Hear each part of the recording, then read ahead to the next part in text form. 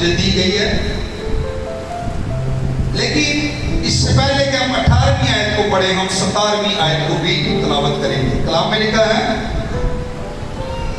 जब मैंने उसे देखा तो उसके पांव में मुर्दा सा गिर पड़ा और उसने ये कहकर मुझ पर अपना दाहिना हाथ रखा कि खौफ ना कर, मैं अव्वल और आखिर और जिंदा हूं। मैं मर गया था और देख अब्दुल्ला बाद जिंदा रहूंगा और मौत और आलमे अरवा की कुंजियां मेरे पास है।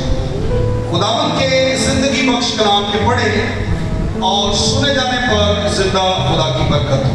आमीन। आइए एक लम्हे के लिए दुआ मांगेंगे। बाबा सुमानी, मैं तेरी शुक्रगुजारी करता हूँ और विनत करता हूँ कि जब हमने तेरा कलाम खोला है तो तेरे कलाम से जो हौसला हमें मिलता है, हम उसके लिए शुक्र करते हैं। इस बात के लिए भी शुक्र करते हैं कि तू अव्वल और आखिर है। शुक्र है कि तू मौत और कब्र की आलम रवा की कुंजियां रखता है। जब हम तेरे कलाम को खोलते हैं तो हमारे साथ रहना, हमें समझ अता फरमा, यीशु मसीह सीखना। आमीन। हमने देखा 17वीं आयत में मुकद्दस यूहन्ना कहते हैं कि जब मैंने उसे देखा तो उसके कदमों में मुर्दा सा गिर पड़ा। इससे पहले कि हम इन बातों को जाने, हमें इस बात को समझना होगा कि जब मुकद्दस यूहन्ना पर मुकाशफा की रोया उसको जब ये मिली, उस वक्त यूहन्ना कहां पर था? किताब मुकद्दस बताती है मुकाशफा पहले बाब 9वीं आयत में, यूहन्ना पैतमस के जजीरा पर था और वहां पर खुदावंद यीशु मसीह पैतमस के जजीरा पर उसको मिला।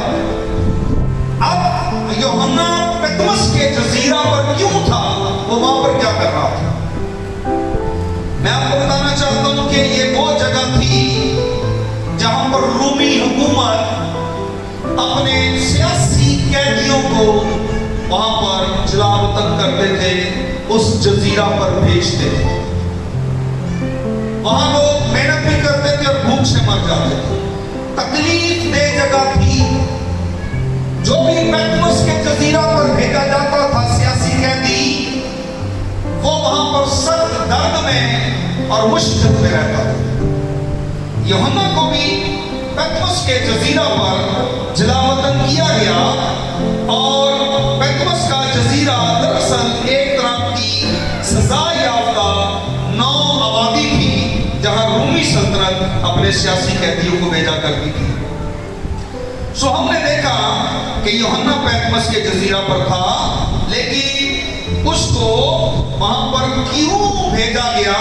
क्योंकि कदीम दौर का अल्कातराज ये समझा जाता था। अल्कातराज का उर्दू में कोई इतना खास तर्जुमा नहीं है, लेकिन अमरीकी जजीरे और साबका जेल का नाम है जो सैन फ्रांसिस्को में वाक़या है।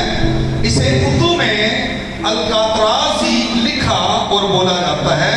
ये एक मशहूर जगह है और इसे अक्सर इसी नाम से जाना जाता है।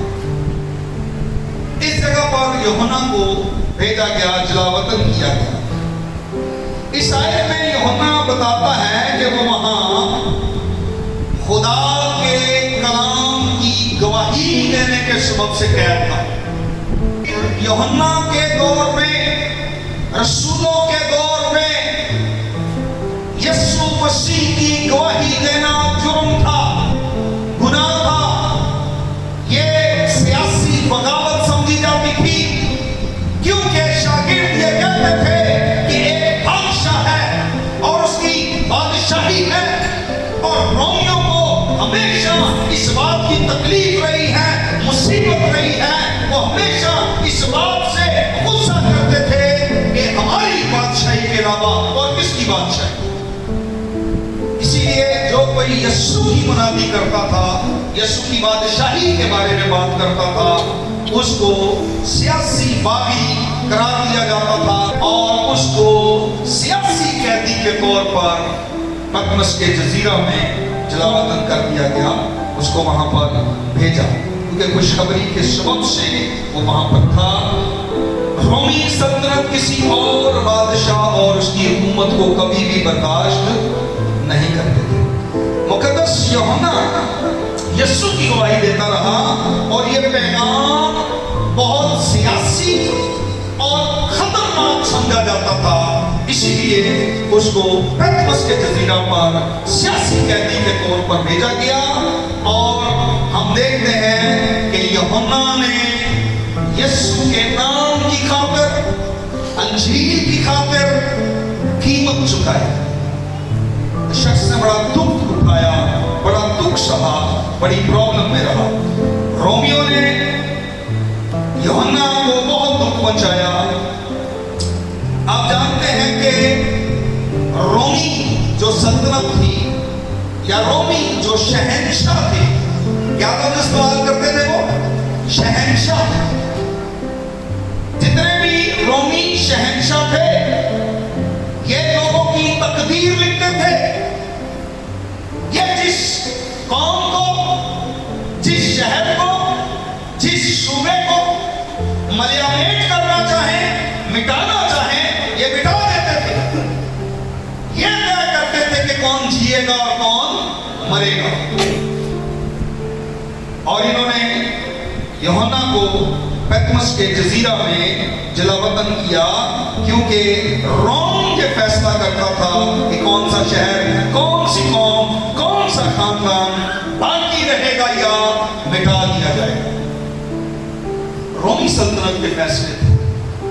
रोम की हुकूमत समझती थी कि हम ये सारे फैसले करने वाले हैं और रोम ही वो जगह थी जहां से ये तय होता था कि दुनिया का निजाम कैसे चलेगा।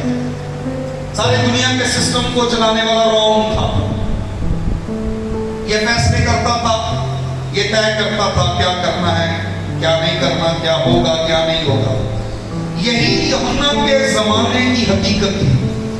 पूरे के पूरे शहर, पूरे के पूरे सूबे रूमी शहंशाहों की मर्जी से मिटा दिए जाते थे। वो बज़ाहिर हमा ताकतवर यानी ओमनीपोटेंट और हर जगह मौजूद यानी ओमनी प्रेजेंट, ये हर जगह पर मौजूद थे और हर चीज का फैसला रोमी हुकूमत करती थी, शहंशाह करते थे। रोम के बादशाह फैसले करते थे, हर जगह मौजूद थे। अगर आप जीसस मूवी देखें तो उसमें भी आपको रोमी सफाई हर जगह घूमते फिरते हुए नजर आएंगे। ऐसे हालात में जब यूहन्ना पतमस के जजीरा में जलावतन था तो बतौर एक सियासी कैदी वो बहुत तकलीफ में था। उस वक्त यीशु मसीह ने खुद उस पर जाहिर होकर उसको कहा, मैं अव्वल और आखिर। क्योंकि जिस तरह की वो हुकूमत थी ना, यूहन्ना भी मेरी और आपकी तरह का इंसान था। मुमकिन है वो भी खौफजदा हो गया हो, डर गया हो। यीशु जब उस पर जाहिर हुआ तो यीशु ने उससे कहा, खौफ ना कर, मैं अव्वल और मैं आखिर। हमें पहले इस बात को अंडरस्टैंड करना है। खुदावंद यीशु ने कहा कि ना रोम का बादशाह, ना रोम का कैसर, ना रोमी सल्तनत, बल्कि मैं अव्वल और मैं आखिर। ये ना समझना कि रोम की सल्तनत अव्वल और आखिर।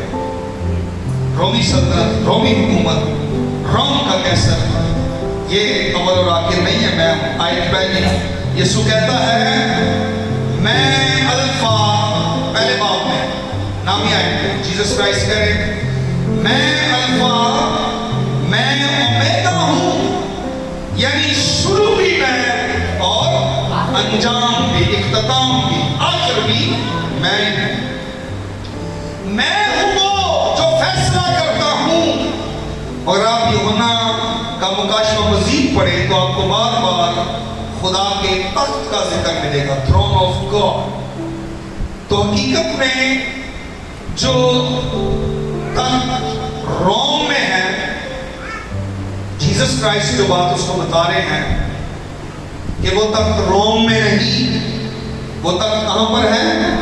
आसमान पर। वो कहता मैं ही अव्वल मैं ही आखिर, मेरी हुकूमत मेरी सल्तनत कभी खत्म नहीं होगी।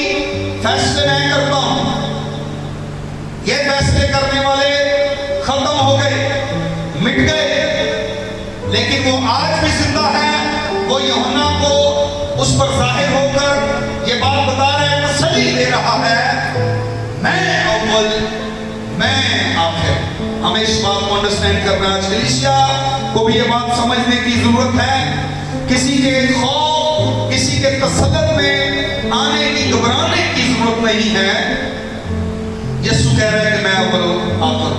और वहां एक और बादशाह है जिसे यीशु कहा जाता है। वो खुद वहां पर आया है, बादशाहों का बादशाह, शहंशाहों का शहंशाह, खुद पैतमस के जजीरा में जाहिर हुआ है और यूहन्ना को कह रहा है मैं बादशाह। इनसे नहीं करना जिन्होंने तुझे वतन किया है और सियासी कैदी के तौर पर यहां रखा है। देखिए रोमी कैसर जितने भी थे उनमें एक बात मुश्तरक थी, एक बात कॉमन थी, वो सब मर गए। कुछ जगहों में मर गए, कुछ कबीलों में मर गए, कुछ कत्ल किए गए, लेकिन जितने भी रोम के कैसर थे सारे मर गए। और जितने भी मर गए उनमें से कोई भी वापस नहीं आया। इसीलिए यीशु ने कहा मैं अव्वल और मैं हूं वो जो हुआ था, मैं वापस आया हूं, मैं जिंदा हूं, दोबारा आया हूं। कोई भी कैसर, कोई भी शहंशाह मरने के बाद वापस नहीं आया, लेकिन यीशु जिंदा है। बहुत से लोग कैसर थे जो मारे गए और उनकी जगह जबरदस्ती कई लोग कैसर शहंशाह बन गए। यही था रूमी जिंदगी का असल हाल। रियल पिक्चर रोम की है, उनकी सल्तनत की, उनकी हुकूमत की, उनकी बादशाहत की असल पिक्चर, रियलिटी ये थी जो जीसस यूहन्ना को बता रहे हैं, दिखा रहे हैं। शायद इसी हकीकत की वजह से बहुत से रोमी शहंशाह खुद को देवता कहते थे। जो फैसले करते थे ना किसी की जिंदगी का, मौत का, अपने आप को खुदा समझते सब, वो दावा करते थे कि वो किसी देवी या देवता की औलाद है और मरने के बाद वो खुद भी देवता बन जाएंगे। वो हमेशा जीना चाहते थे, लेकिन हकीकत ये है कि वो सब मर गए। और आज भी दुनिया की हालत कुछ मुख्तलिफ नहीं है। आज भी दुनिया में आपको ऐसे बहुत से लोग मिलेंगे जिनके बारे में लोग अक्सर कहते हैं कि अपने मरंदा दिन भूल गया, इन्हें नहीं मरना। जुल्म की इंतहा कर देते हैं, आप सोशल मीडिया पर भी देखते हो, जरा सा तरस नहीं आता। यही रोमी हुकूमत का हाल था और आज भी थोड़े हाजरा में भी यही कुछ हो रहा है। और आप देख सकते हैं, आप अपने इर्द गिर्द देखें, आपको ऐसे बहुत से लोग मिलेंगे जो आपसे बड़े बड़े वादे करते हैं, अच्छे मुस्तकबिल, बेहतर जिंदगी, खुशहाली, निजात और तरक्की के वादे। ये सब लोग, ये सब मसीहा, ये सब सातजा और गिरोह, ये सब के सब फानी इंसान हैं। लेकिन यीशु अपने बारे में फरमाते हैं कि मैं जिंदा हूं। सारे लोग मरने वाले बड़े बड़े दावे करते हैं, फानी लोग, लेकिन यीशु गैर फानी, नाबीदा, फाइल ओवर हक, जिंदा खड़ा है, कहता है मैं जिंदा हूं। मेरा और आपका खुदा मुर्दा नहीं, जिंदा खुदा है। और वो कहता है, उसने दावा किया है कि मैं हमेशा जिंदा रहूंगा। और ये कोई भी कह सके, कोई भी शहंशाह ये दावा नहीं कर सकता था कि मैं अब तक जिंदा रहूंगा, मैं हमेशा जिंदा रहूंगा। वो फानी थे, खाकी थे, खत्म हो गए, मर गए, लेकिन यीशु जिंदा है। रोमी सल्तनत भी गुजर गई, हालांकि वो कितनी ताकतवर थी और कितने अरसे तक कायम रही, मगर वो भी खत्म हो गई। आप रोम जाएं या यूरोप, किसी भी पुराने शहर में जाएं तो आपको रोमी सल्तनत के आसार ही मिलेंगे। बची कुची इमारतें, सुकून, खंडरात, हर चीज खत्म हो चुकी है। अब रोम भी चले जाएं, रोम भी यूरोप में आप जाएं, वहां पर आपको इसके साथ मिलेंगे। सब कुछ खत्म हो चुका है, सारा खंडर बन चुका है। लेकिन यीशु कहते हैं मैं जिंदा हूं और हमेशा जिंदा रहूंगा, और तुम मेरे अंदर जिंदगी की यकीनी उम्मीद रख सकते हैं। यीशु के अंदर हमेशा की जिंदगी है। यीशु आगे कहते 18वें आयत में, मैं मर गया था और अब हमेशा के लिए जिंदा। हम 2 बार इन थॉट्स को सुनेंगे। मैंने इसको आपके लिए अलग अलग करके तरतीब दिया है ताकि समझने में आसानी हो। यीशु वाकई मर गए थे, वो सलीब पर मरे थे। और वो क्यों मरे थे? वो मेरे और आपके गुनाहों के लिए वो एक कलवरी पर कुर्बान हुए। लेकिन वो मुर्दों में से जी भी उठे। और अगर यीशु जी नहीं उठे तो फिर क़यामत का कोई मायने, कोई फायदा नहीं। अगर यीशु नहीं जी उठा तो फिर कोई फायदा ही नहीं हमें बाइबल पढ़ने का, यीशु पर ईमान रखने का। अगर यीशु जी नहीं उठा तो फिर उसकी मौत का कुछ खास मकसद नहीं है। हजारों लोग रोमियों के हाथों सलीब पर चढ़ाए जाते थे, ये आम सजा थी। रोमी सिर्फ हाथ का इशारा करते थे और सैकड़ों हजारों लोगों को सलीब चढ़ा दिया जाता। इसी तरह यीशु को भी सलीब दे दिया गया। यीशु भी उन लोगों में से एक था जिसे सलीब दिया गया। लेकिन फर्क यह है कि जितने भी सलीब पर मरे उनमें से कोई भी जिंदा नहीं हुआ। यीशु मसीह वाहिद वो ज़ात, हस्ती और शख्सियत है जो सलीब पर हुआ और फिर तीसरे दिन मुर्दों में से जी उठा। हालेलुया। इसीलिए यीशु यूहन्ना से कहते हैं मैं मर गया था, I was dead, लेकिन कहता मैं हमेशा के लिए जिंदा और मेरे अंदर जिंदगी की कुदरत है। क्योंकि कोई भी मौत में जाकर वापस नहीं आ सकता। इम्पॉसिबल, मुमकिन नहीं है कि कोई मर के वापस आए। हमारे कितने अजीज इस दुनिया से गए, कोई वापस आया? कोई भी नहीं आता। यीशु वाहिद हस्ती है जो मर गया और फिर मौत से वापस आया और कहता है मैं हमेशा के लिए जिंदा हूं। ये एक जबरदस्त उम्मीद है। एक यूनानी लफ्ज है हेदीस, इंग्लिश बाइबल में भी ये लिखा हुआ, अगर आप पढ़ें हेदीस, जिसका मतलब है कब्र। 18वें आयत में यीशु ने कहा ना, मौत और आल में अरवा की कुंजियां मेरे पास है। हेदीस जिसके मायने हैं कब्र। यीशु कहते हैं मेरे पास उन कुंजियों की ताकत है। यूहन्ना के जमाने में एक मुशरिकाना देवी का तस्वर था जिसका नाम था हेकेती।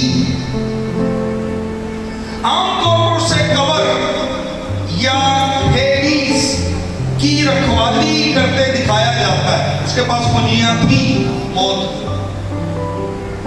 वो कुंजियों की रखवाली करती हुई दिखाई गई है। लेकिन दिलचस्प बात यह है कि वो सिर्फ उन राहों की निगरानी करती थी, किसी को जिंदा नहीं कर सकती थी, किसी को जिंदगी नहीं दे सकती थी। सिर्फ उन राहों की, उस जगह की वो रखवाली करती हुई दिखाई दी है।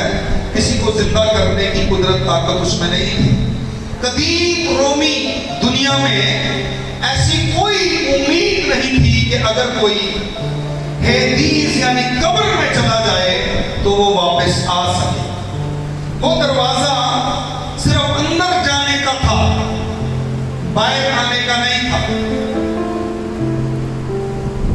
हेकेटी के पास कुंजियां तो थी मगर जिंदगी देने की कुदरत नहीं थी। शायद यूहन्ना ने उन तारीखी तस्वुरात को मद्देनजर रखते हुए ये बात लिखी कि यीशु ही वो है जिसके पास मौत और कब्र की हकीकी कुंजियां हैं। मौत और आलमे अरमा की कुंजियां मेरे पास है, यीशु ने कहा। इन सारी चीजों को मद्देनजर रखते हुए यूहन्ना इस बात को कलम बंद कर रहा है, लिख रहा है कि ये कुंजियां इसके पास है।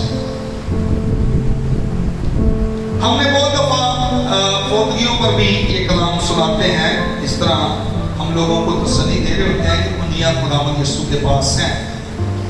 यीशु ने कहा कि मेरे पास जिंदगी है, मैं ही अव्वल और आखिर हूं। हमें भी यीशु मसीह को अपनी जिंदगी का अव्वल और आखिर बनाना है। बहुत से लोग हैं जो अभी भी कुछ गलत फहमियों में जिंदगी गुजार रहे हैं। हेकेटी यूनानी आस्तीन में एक देवी है, जैसे मैंने बताया, जो जादूगरी, रात, चांद, भूतों और मुर्दों से बात करने के अमल यानी नेक्रोनोमी से मुंसलिक है। उसे अक्सर एक ताकतवर हस्ती के तौर पर पेश किया जाता है जिसका इख्तियार चौराहों पर होता है और उसे घर और रास्तों की मुहाफिज जो है तस्वर किया जाता है। लोग समझते थे हमारे घरों की रखवाली करने वाली मुहाफिज है। यीशु आपकी जिंदगी का मालिक बनना चाहता है और मैं आपको बताना चाहता हूं कि वो सिर्फ आसमान पर ही खुदावन नहीं है, बल्कि वो आपके दिल का भी खुदावन बनना चाहता है और आपकी जाती जिंदगी का। क्या उसको अपनी जाती जिंदगी का खुदा बनाने के लिए तैयार है? देखिए किस किस्म के तस्वुरात और अकायद दुनिया में मौजूद थे और आज भी है। आज भी आप देख लें, कोई मर जाता है तो मरने वाला बेशक गुनाह में मर गया है, बेशक उसकी जिंदगी खुदा के कलाम के मुताबिक नहीं थी, लेकिन कैसे कैसे अकीदे हैं बावजूद गुनाहगार होने, बावजूद इसके कि वो खुदा का नापसंदीदा और रद्द किया हुआ शख्स है, उसके बावजूद उसको बाप इब्राहिम की गोद में पहुंचा देते हैं। ऐसा आज भी ऐसे कायदे मौजूद हैं। लेकिन मैं आपको बताना चाहता हूं कि मैं अपनी जिंदगी में ये जानते और समझते हुए यीशु को अपनी जिंदगी का बादशाह और खुदा बनाना है। यीशु अव्वल और आखिर है और जिंदगी देने वाला है। यह पैगाम सदियों से लाखों मसीहों के लिए एक जबरदस्त हौसला देने वाला पैगाम है। इसमें मेरे लिए भी तसल्ली है और आपके लिए भी तसल्ली है। यीशु ने कहा, खौफ ना कर, मैं अव्वल और आखिर हूं। मेरे पास आखिरी फैसला है, ना कि इस दुनिया के हुक्मरानों के पास, ना इस दुनिया की सियासी सल्तनतों के पास, ना सियासी पार्टियों के पास, ना सदूर, ना वज़राए आज़म के पास, बल्कि सिर्फ मेरे पास। अगर आप ये यकीनी उम्मीद चाहते हैं तो आप इसका सिर्फ एक ही रास्ता इख्तियार कर सकते हैं और वो है यीशु को कबूल करना, जिसे वो खुद जाहिर कर रहा है, मैं अव्वल और मैं आखिर हूं। आपकी जिंदगी बदल जाएगी जब आप ये फैसला करेंगे कि मेरी जिंदगी का हाकिम, मेरी जिंदगी पर इख्तियार रखने वाला सिर्फ और सिर्फ यीशु हो, तो वही आपको मौत से जिंदगी में ले जा सकता है। आयत नंबर 18, यीशु ने कहा, जिंदा हूं, मर गया था और अब्दुल्लाबाद जिंदा रहूंगा। अच्छा, मर गया था, ये यीशु ने स्पेशल यूहन्ना से ये लफ्ज कहा है। दुनिया में बहुत से लोग हैं यीशु की मौत को नहीं मानते, जी उठने को भी नहीं मानते। उस वक्त में भी लोग थे, असरे हाज़िर में भी ये लोग मौजूद हैं। आइए देखें खुदा के कलाम में से इन 4 नुकात के तहत हम खुदा यीशु मसीह के अल्फाज पर गौर करेंगे। पहली बात, यीशु फरमाते हैं, मैं मर गया था। आप सुन रहे हैं गौर से? पहली बात यीशु ने यूहन्ना से क्या कही? मैं मर गया था। सबसे पहले यीशु मसीह खुद कह रहे हैं कि वो मर गए थे। यकीनन क़यामत पर शक करने वाले, यानी तनकीद करने वाले ये दावा करते हैं कि यीशु मसीह वाकई मरे नहीं थे, बल्कि सिर्फ बेहोश हो गए थे। यीशु शरीर पर बेहोश हो गए क्योंकि उन्हें सख्त दर्द था, पानी की कमी थी और शरीर पर जाने से पहले उन्हें शदीद मारपीट का सामना करना पड़ा। इसी सबब से उनके जिस्म में कमजोरी आ गई। उन लोगों का मानना है कि रोमी सिपाहियों ने यीशु मसीह की बेहोशी को उसकी मौत समझा। दूसरी बात, यीशु फरमाते हैं, देख, behold। यीशु सिर्फ मौत का ऐलान ही नहीं करते, बल्कि कहते हैं, देख। ये एक दावत है गौर से देखने की, तवज्जो देने की। और कुछ गैर मामूली हुआ है, कुछ ऐसा जो इंसानी तारीख में बिल्कुल मुनफरिद है। यीशु कह रहे हैं, देख, इसको नजरअंदाज ना कर। ये सच्चाई है और इस हकीकत को, इस सच्चाई को देख। तीसरी बात यीशु फरमाते हैं, अब मैं अबद तक जिंदा हूं, अब मरने वाला नहीं। ऐसा दावा और कोई भी नहीं कर सकता। ये एक जबरदस्त दावा है। यीशु के सिवा दुनिया में और कोई भी हस्ती ये दावा कर ही नहीं सकती कि मैं अबद तक जिंदा हूं और मरने का नहीं। ये दावा सिर्फ वही कर सकता है जो मौत पर गालिब आया हो। यीशु मौत पर गालिब आया, यीशु ने मौत को भी हरा दिया और यूहन्ना को कह रहा है कि मैं जिंदा हूं। यह हमें याद दिलाता है कि मसीही ईमान महज एक मजहब नहीं, बल्कि एक जिंदा रिश्ता है, जिंदा यीशु के साथ, जो आज भी जिंदा है। हालेलुया! यीशु के लिए जोरदार तारीफ है। नंबर 4, यीशु ने कहा, मौत और आलमे अरवा की कुंजियां मेरे पास। आखिरी नुक्ता, यीशु कहते हैं, मौत और आलमे अरवा की कुंजियां मेरे पास। ये जाहिर करता है कि उन्हें मुकम्मल इख्तियार दिया गया है, या यीशु को मुकम्मल इख्तियार हासिल है, ना सिर्फ जिंदगी पर बल्कि मौत पर। वो वाहिद जात है जो हमें मौत के खौफ से निजात दे सकता है, हयात नौ में हमें दाखिल कर सकता है। जब यीशु को कफन में लपेटा गया और पथरीली कब्र में रखा गया, तो कुछ लोग कहते हैं ठंडे माहौल की वजह से उन्हें होश आ गया, और जो शख्स शरीर पर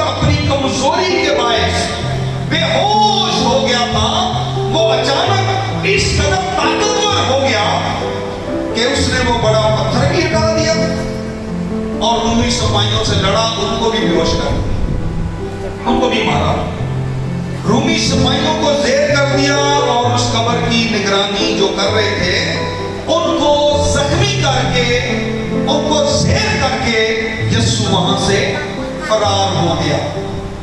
कुछ लोगों का ये कहना है, और सिपाही पता पैसे लेकर क्या कर रहे थे कि उसको उसके शागिर्द चुरा के ले गए, वो उधर नहीं, झूठी खबर फैलाई।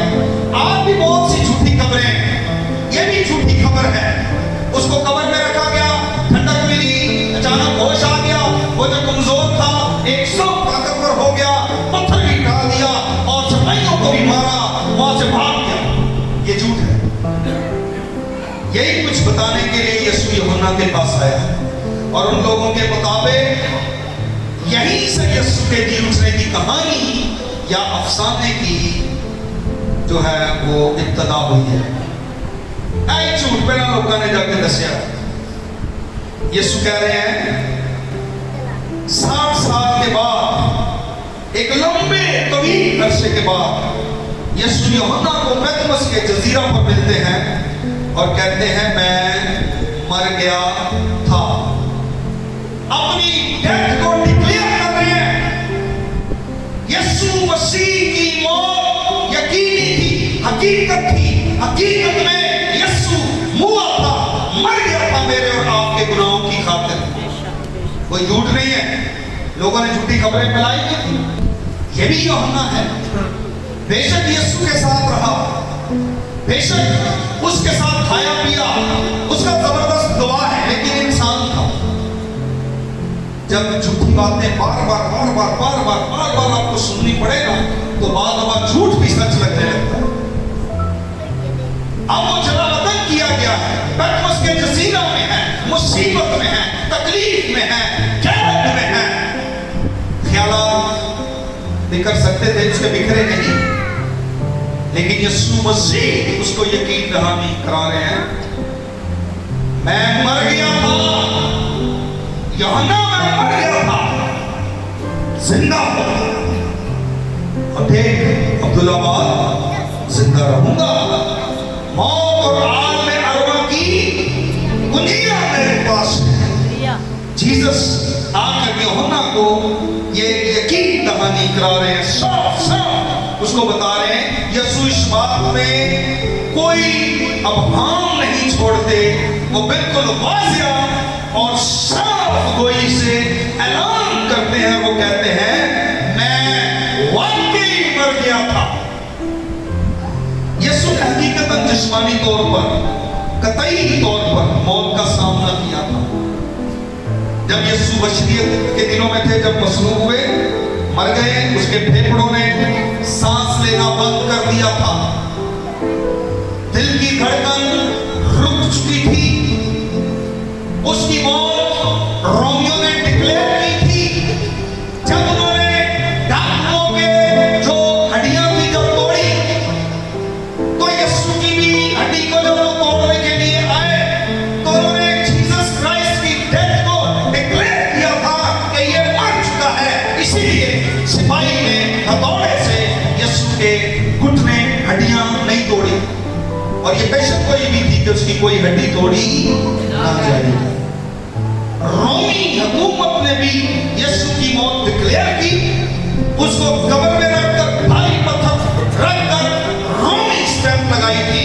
यीशु हकीकतन वाकई मर गया था। और यीशु यहाँ पर ऐलानिया रसूल को बता रहा है, दिल की धड़कनें रुक चुकी थी, दिमाग ने काम करना बंद कर दिया था, वो मुकम्मल तौर पर मुर्दा था जब उसे कब्र में रखा गया था, क्योंकि रोमियो ने उसे कत्ल किया था। उसके जिस्म में उस वक्त कोई जिंदगी बाकी नहीं थी जब उसे कफन में लपेट कर कब्र के अंदर रखा गया था। ये ईमान की बुनियाद और निजात की बुनियाद है कि यीशु हुआ और फिर खुदा का कलाम बताता है कि यीशु मुर्दों में से जी उठा। यीशु इस दुनिया में हमारे गुनाहों से निजात देने के लिए आए थे। अब गुनाह क्या है? कहीं आप गुनाह का नहीं पता क्या? हम में से किसी के ऐसे ख्याल तो नहीं है उसको पता ही नहीं गुनाह क्या है।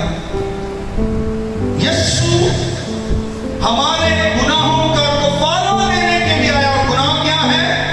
गुनाह वो काम, वो बातें, वो ख्यालात हैं जो खुदा की शरीयत को तोड़ते हैं। गुनाह क्या है? यूहन्ना के खत में लिखा है शरा की मुखालफत गुनाह है। यहां तक कि अगर हमारे दिल की नीयत भी खुदा के कानून के खिलाफ हो तो ये क्या है? गुनाह है। हर तरह की बुत परस्ती गुनाह है। हर किस्म का झूठ गुनाह है। कई झूठ बोलते हैं एक बड़ा गुनाह, इसलिए मैंने लफ्ज इस्तेमाल किया हर किस्म का गुनाह। कई अंदर बहुत छोटा है, ना छोटा हो या बड़ा गुनाह है। और गुनाह की मजदूरी क्या है? मौत है। रोमियो 6:23। हर हवस भरी नजर गुनाह है, जिसे कलाम में बदनजरी कहा गया। हर हसद से भरा हुआ शिकवा भी गुनाह है। यीशु बेगुनाह था, याद रखिएगा। यीशु की जात में कोई गुनाह नहीं था। वो बेदाग, मुकद्दस, रास्तबाज और नेक था। उसमें कोई गुनाह नहीं था, ना उसके ख्यालात में, ना उसके दिल की नीयत। एक बदकार औरत यीशु को छू रही थी। शागिर्दों ने कहा वो अगर ये नबी होता तो उसको पता होता कि कैसी औरत उसको छू रही है। अगर एक बदकार औरत यीशु को छू रही थी तो यीशु के दिल दिमाग के हालात मुंतशिर नहीं हुए। उसके ख्यालात, उसकी नीयत में भी गुनाह नहीं था। यीशु हर लिहाज से पाक और बेदाग और बेऐब था। तो फिर सवाल यह पैदा होता है कि यीशु सलीब पर क्यों मरा? खुदावंद यीशु मसीह जजीरा पतमस पर रसूल यूहन्ना के सामने खड़ा होकर ये क्यों फरमाता है मैं मर गया था? वो इसलिए मर गया कि मेरा और आपका फिदिया दे, इवज़ी हो, हमारा सब्स्टिट्यूट, हमारे बदले में वो मरा। वो इसलिए आया था, उसने हमारी जगह लेने का फैसला किया था ताकि हमारे गुनाहों की सजा वो खुद उठा ले। उसने ना सिर्फ जिस्मानी तौर पर मौत का सामना किया बल्कि उसने रूहानी मौत भी झेली। यानी खुदा बाप से उसने कहा ऐ मेरे खुदा, तूने मुझे क्यों छोड़ दिया? बेशक ये मौत टेम्परेरी, ये जुदाई थी, लेकिन याद रखिए कि खुदा से जुदा होना ही रूहानी मौत है। खुदा ने आदम से कहा था जिस दिन तूने ये फल खाया तू मरा। कई लोग इस बात से गुमराह होते हैं कि फल खाने के बाद भी वो बागे अदन में जिंदा अपने पैरों पर खड़े थे। आज हम भी तो गुनाह करते हैं, अपने पैरों पे घूमते फिरते हैं। मतलब ये नहीं है, ये रूहानी मौत है। खुदा से जुदाई ही रूहानी मौत है। और यीशु मसीह ने इस मौत को भी बर्दाश्त किया और कहा कि तूने मुझे क्यों छोड़ दिया? यीशु छोड़ा गया, ये वक्ती जुदाई थी, खुदा से जुदाई, यही रूहानी मौत है। और हम देखते हैं वो हमेशा का इलाही प्यार, कामिल रिश्ता उस एक लम्हे के लिए टूट गया। और यही वो सबब है कि यीशु क्यों मरा, क्यों मरा था। अब समझ आई यीशु के मरने की वजह? समझ आई कि तुम्हारा मैं समझाता हूं। हेलो बोले, कोई नहीं है। यीशु के मरने की वजह समझ आई? वो जिस्मानी तौर पे भी मरा हमारे बदले। गुनाह की मजदूरी मौत थी। गुनाह कौन कर रहा था? इंसान या खुदा? वो इंसान बना ताकि इंसान का फिदिया दे, हमें एक तरफ करके हमारी नामों को, गुनाहों को अपने ऊपर लिया। मुजरिमों की तरह, गुनाहगारों की तरह सजा उसने भुगती और गुनाह की मजदूरी मौत। बदनी तौर पे भी मरा और रूहानी तौर पर जब उसने सलीब पर कहा कि मेरे बाप है, मेरे खुदा तूने मुझे, ये वजह जिंदा हो गया और कहता है जिंदा हूं क्योंकि मर गया था और अब्दुल्ला वहां तक जिंदा रहूंगा। आज जो कोई भी यीशु पर ईमान रखता है हमेशा की जिंदगी पाएगा। अगर यीशु ना मरता तो हमारे गुनाह कभी भी माफ ना होते और हम अब तक अपने गुनाहों का बोझ उठाए रहते और उस सजा के मातहत होते। लेकिन यीशु हमारे लिए मर गया। 18वीं आयत, इसमें यीशु के उन दो छोटे मगर अहम अल्फाज देखिए, मैं मर गया था। इसकी क्या अहमियत है? जब यीशु रसूल यूहन्ना पर पैतमोस के जजीरा में जाहिर हुआ तो उससे कहा मैं मर गया था। मैं बार बार इस लफ्ज को रिपीट कर रहा हूं। ये ऐसा बयान है जो जिंदगी बख्शने वाले फैसला कुन और निजात बख्श सबसे भरा हुआ है, आपके लिए, मेरे लिए और हर ईमान लाने वाले के लिए। आप खुशी बना सकते हैं कि यीशु ने यूहन्ना से कहा मैं मर गया था। आप खुदा की हम्द कर सकते हैं कि यीशु ने यूहन्ना से कहा मैं मर गया था। आपको इन अल्फाज में सुकून मिलता है कि यीशु ने कहा मैं मर गया। सुकून मिलता है लेकिन नहीं जे सानू मरना पैदा, लोग तो मरण तो कई बड़ा जाते हैं, फिर हमें ये सजाएं भुगतनी पड़ती गुनाह के सबब से चल लेने सकते, तो फिर खुश होना चाहिए ना। यीशु यूहन्ना से कह रहा है मैं मर गया था, हमें नहीं उसने मरने दिया, हमें बचा दिया, हमारी खातिर वो मर गया। तो फिर इस लफ्ज में कितनी तसल्ली है, मैं मर गया था, तो हमें खुदा की परस्तिश करनी चाहिए।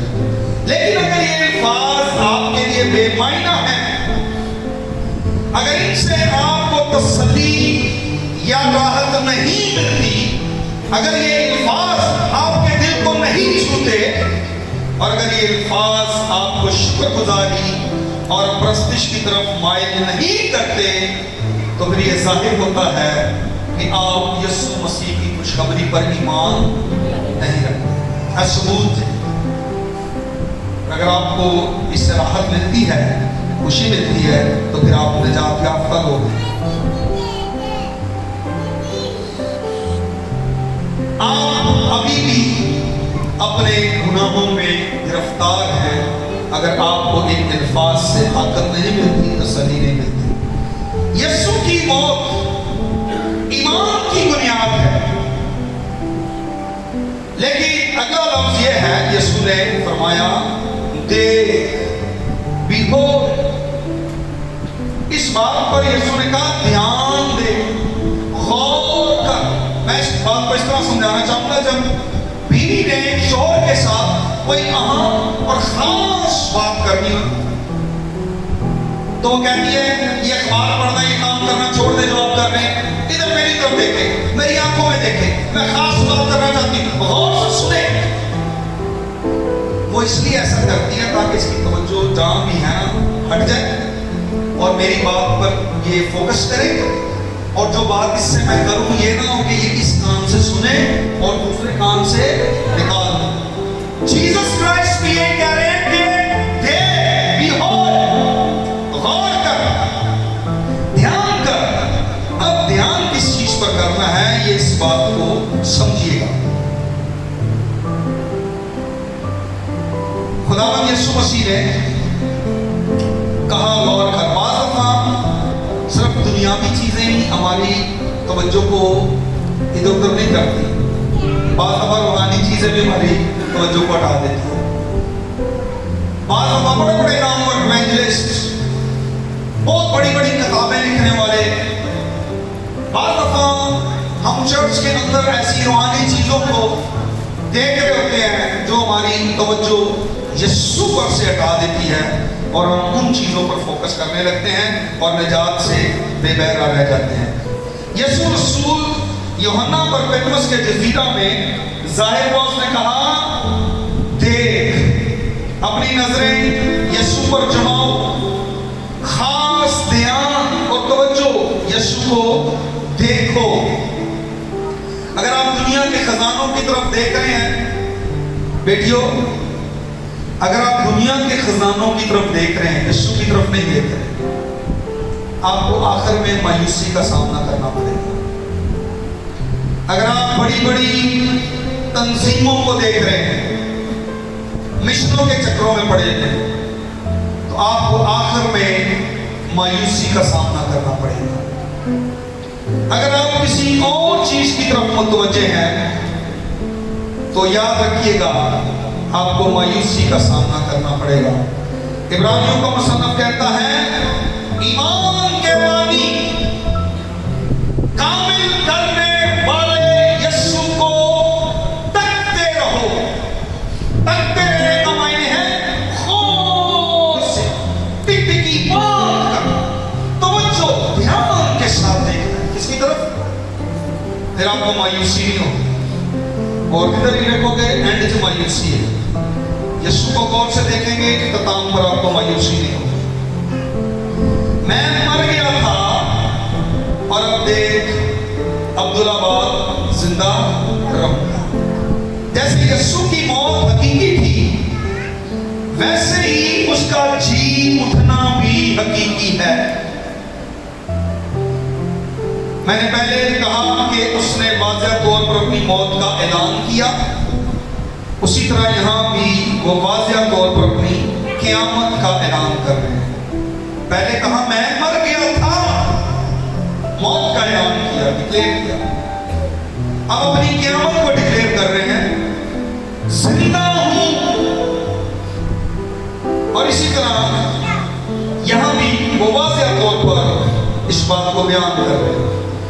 वो हकीकतन जिस्मानी तौर पर, कतई तौर पर मर गया था, तो अब हम कह सकते हैं कि वो हकीकतन जिस्मानी तौर पर कब्र से जी उठा है। जिसका दिल धड़कना बंद हो चुका था, जिसके फेफड़े सांस लेना छोड़ चुके थे, जिसका दिमाग सोचना बंद हो चुका था, अब वही फेफड़े फिर से सांस लेने लगे, वही दिल फिर से गर्म खून पंप करने लगा, वही दिमाग फिर से पूरे जिस्म को पैगाम भेजने लगा।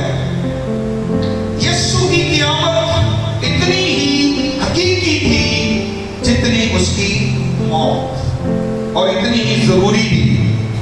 हमने पहले देखा कि यीशु की मौत कितनी जरूरी थी, लेकिन खुदावंद यीशु मसीह का जी उठना भी किस कदर अहम और जरूरी है। और रसूल कहते हैं पहला करंथियों 15:14 में, अगर मसीह जी नहीं उठा तो हमारी मुनादी बेफायदा और तुम्हारा ईमान भी बेफायदा है।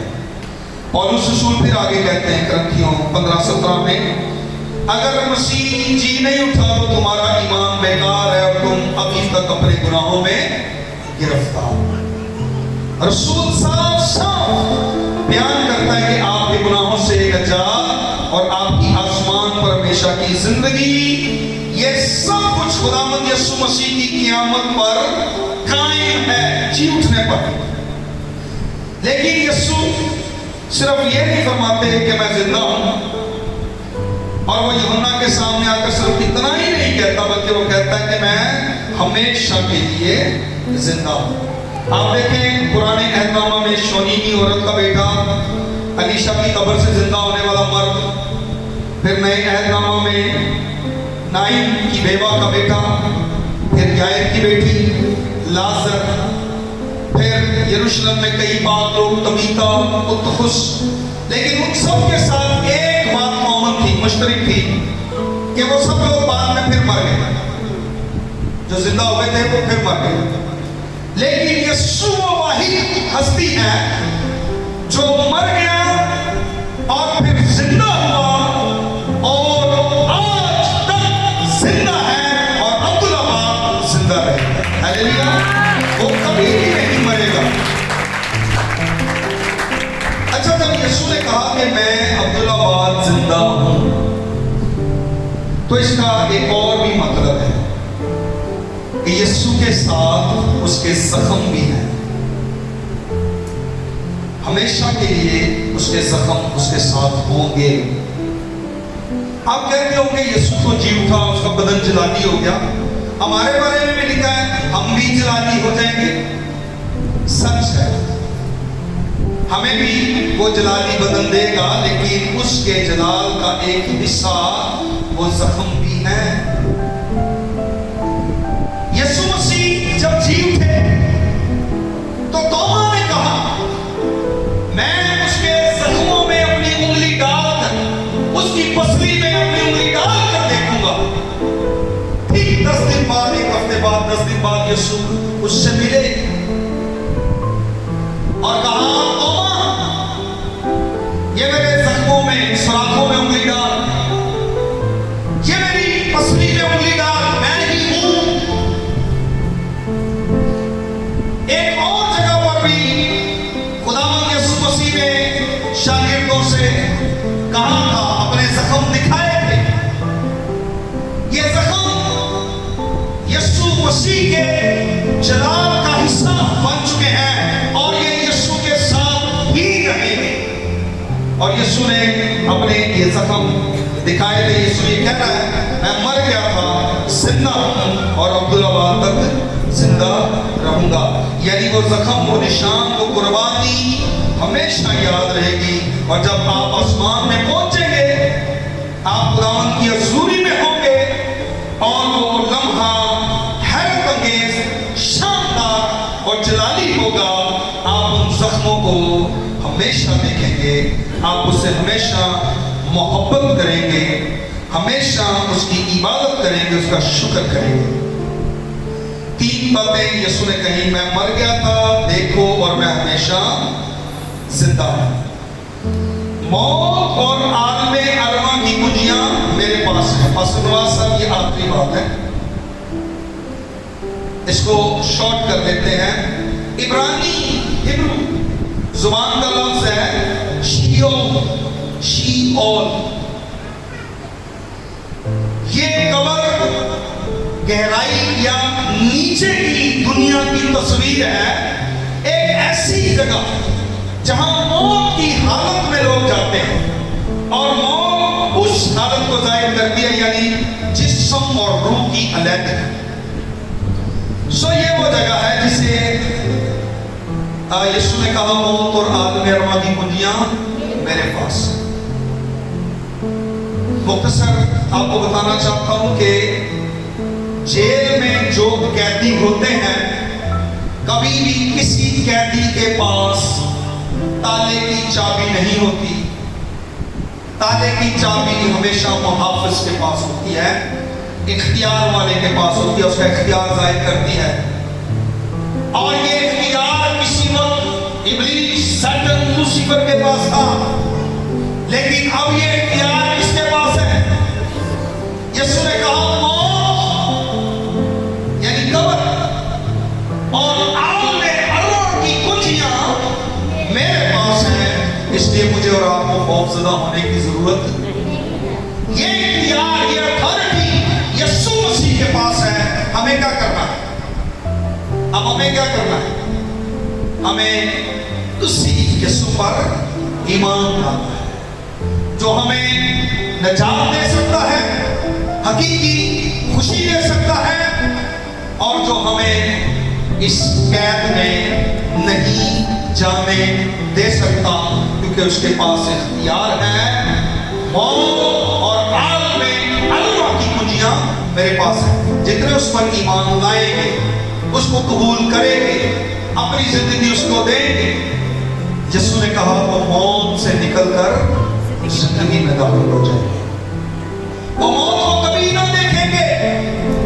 अगर वो मर भी जाए तो भी जिंदा रहे। हालेलुया। यीशु मसीह के लिए 100 तारीफ करें। खुदा आपको बड़ी